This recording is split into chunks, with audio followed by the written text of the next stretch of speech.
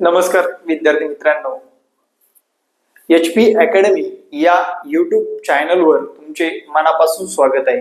आपल्या चॅनलला फॉलो करून ठेवा। तुम्हाला सर्व माहिती, अपडेट तसेच विद्यार्थी मित्रांनो गणिताची व्हिडिओ सुद्धा आपल्या चॅनलवर मिळणार आहेत। त्यासाठी चॅनलला सर्वात प्रथम फॉलो करायला विसरू नका। मित्रांनो, पोलीस भरतीमध्ये लागणारे कागदपत्र, महिला असू द्या, पुरुष उमेदवार असू द्या, माजी सैनिक असू द्या किंवा ट्रान्सजेंडर असू द्या, यांच्यासाठी लागणारे कागदपत्र कोणते आहेत हे आपण आजच्या या व्हिडिओमध्ये पाहणार आहोत। अपडेटेड कागदपत्र कोणते असावे, वयोमर्यादाच्या बाबतीतले क्वेश्चन असतील तुमचे, या सर्व गोष्टीबाबत आपण सविस्तर चर्चा आजच्या या व्हिडिओमध्ये करणार आहोत। तत्पूर्वी चॅनलवर नवीन असाल तर चॅनलला सबस्क्राईब करा। मित्रांनो, पोलीस शिपाई चालक, बँड्समन आणि सशस्त्र पोलीस शिपाई, कारागृह शिपाई म्हणजे विद्यार्थी मित्रांनो 1, 2, 3, 4, 5 प्रकारचे पोलीस होता येते। आपल्याला लक्षात घ्या, किती? 5 प्रकारे। बघा लक्षात घ्या, पोलीस शिपाई, पोलीस चालक, त्यानंतर बँड्समन, कारागृह आणि लोहमार्ग पोलीस, या 5। त्यानंतर सशस्त्र पोलीस लोहमार्गाच्या ऍड आलेली नाहीये, पण या सर्व मध्ये आपल्याला 5 प्रकारचे पोलीस होत आहेत। त्यासाठी लागणारे कागदपत्र, सर्वात प्रथम ज्यांना माहित नाही त्यांना एक थोडक्यात सांगेन। ऑनलाईन अर्ज कधी भरायचा आहे ते इथे वेळ डेट दिलेली आहे, 29 ऑक्टोबर ते 30 नोव्हेंबर पर्यंत तुम्हाला अर्ज करता येणार आहेत।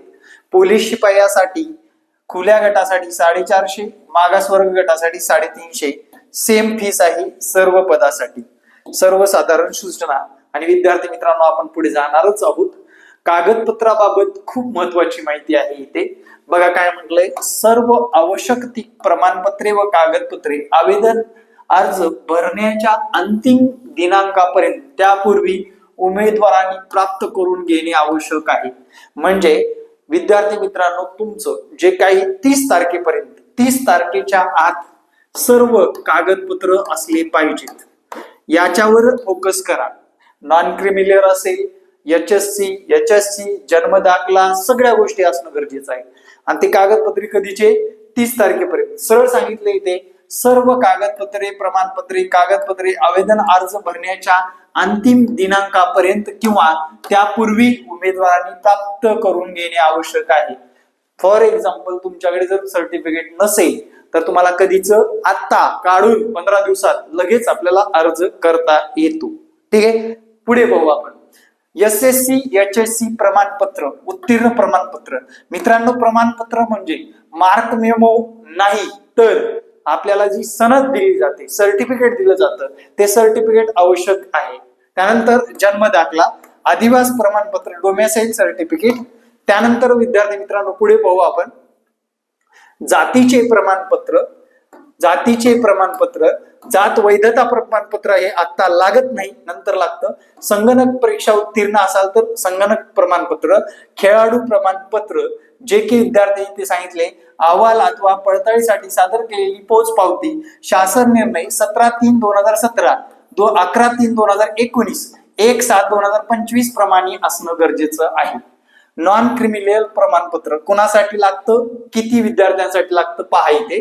नॉन क्रिमिनल बाबत जे काही सांगते, विज, भजब, भजक, भजड, इमाव, विमाव, इमाव, SEBC, EWS प्रवर्गातील पुरुष महिला करता आरक्षित असलेल्या पदावरील निवडीकरता दावा करू इच्छित असणाऱ्या महिला यांच्या बाबत महिला व बाल विकास विभागाचा शासन निर्णय 4/5/2023 मधील तरतूद क्रमांक 4 नुसार ते प्रमाणपत्र आवश्यक आहे। नॉन क्रिमिनल लक्षात ठेवा।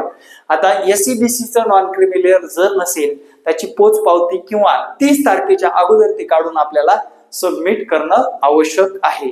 त्यानंतर EWS ला नॉन क्रिमिनल लागतं का?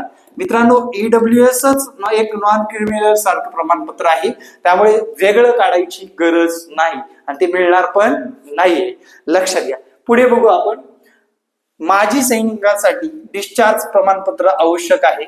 गृह रक्षक दलाकरिता आवश्यक असलेले प्रमाणपत्र जाहिरात दिनांक 1095 दिवस पूर्ण झालेल्या उमेदवारास आवेदन अर्ज सादर करता येतील.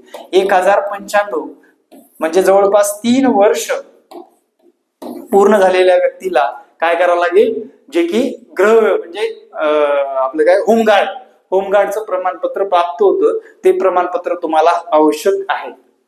भूकंपग्रस्त प्रमाणपत्र, त्यानंतर पक्का बगस्त, पोलीस पाल्य प्रमाणपत्र, अनाथ प्रमाणपत्र, EWS प्रमाणपत्र वैध असलं पाहिजे, म्हणजे 31 मार्च नंतर काढलेलं पाहिजे. 31 मार्च नंतर SEBC प्रमाणपत्र, NCC प्रमाणपत्र इत्यादी कागदपत्रे तुम्हाला आवश्यक आहे. यासोबत विद्यार्थी मित्रांनो आपलं आधार कार्ड असणं आवश्यक आहे. आधार कार्ड कंपल्सरीच आहे मित्रांनो. हे प्रमाणपत्र तुमच्याकडे असणं आवश्यक आहे. आता फॉर्म भरताना या गोष्टी तुमच्याकडे असणं गरजेचे आहे. कधी?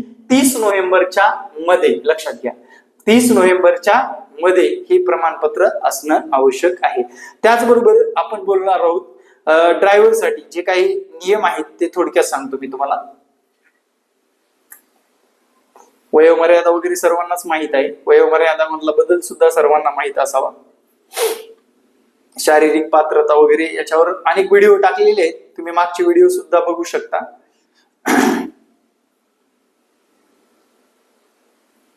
तर हे चालक पदासाठी ना, ओके, हे बघा चालक पदासाठी पोलीस चालक पद,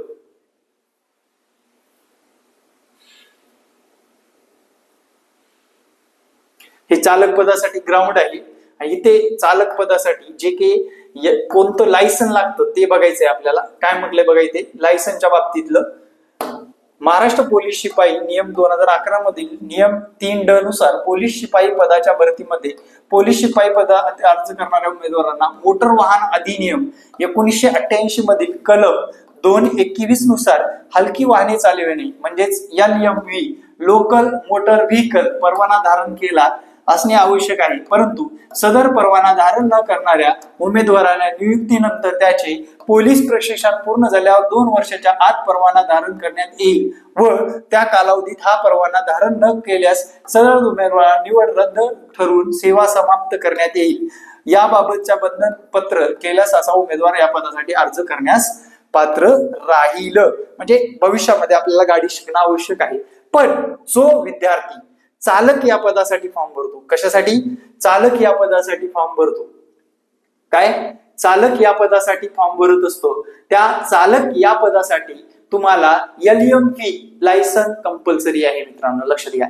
याच्या कागदपत्रामध्ये नक्कीच दिलेला असेल त्यांनी शैक्षणिक अर्हता आणि जे काही समकक्ष बाबतच्या गोष्टी आहेत त्याच्यामध्ये तुम्हाला नक्कीच दिलेलं आहे. शारीरिक पात्रता सुद्धा इथे पाहू शकता तुम्ही.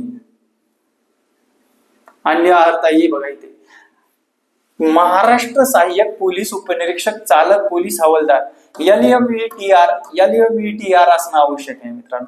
LMV किंवा हलके प्रमाणपत्र म्हणजे हलके वाहन चालवण्याचं प्रमाण, प्रत्यक्षरित्या गाडी चालवता आली पाहिजे, हे पण इथे महत्वाचं आहे.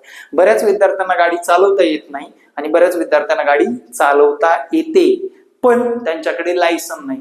लायसन विथ गाडी चालवता आलं पाहिजे तरच या पदासाठी आपण पात्र असतो आणि या पदामध्ये आपण आपली पोस्ट काढू शकतो. हा व्हिडिओ कसा वाटला कमेंटमध्ये कमेंट करायला विसरू नका. येणारे असेच व्हिडिओ पाहण्यासाठी HP अकॅडमी या YouTube चॅनलला सबस्क्राईब करा. धन्यवाद. जय महाराष्ट्र मित्रांनो.